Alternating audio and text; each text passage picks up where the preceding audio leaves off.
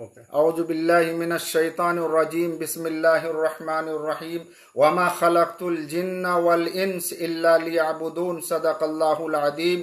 اللہ تعالیٰ نے اس آیت کریمہ میں فرمایا کہ ہم نے انسان اور جنات کو اس روئے زمین پر اس لیے پیدا کیا کہ وہ ہماری عبادت کرے۔ اس کا مطلب یہ ہے کہ وہ جہاں جس شعبے میں زندگی گزارے اس کی زندگی احکام خداوندی کے مطابق ہو، اس سے ہٹ کر قطعاً نہ ہو، اور پیارے حبیب صلی اللہ علیہ وسلم نے جو زندگی گزارنے کا طریقہ بتلایا ہے اس طریقے کے مطابق اس کی زندگی گزر رہی ہو، یہی اس آیت کریمہ کا ماحصل ہے۔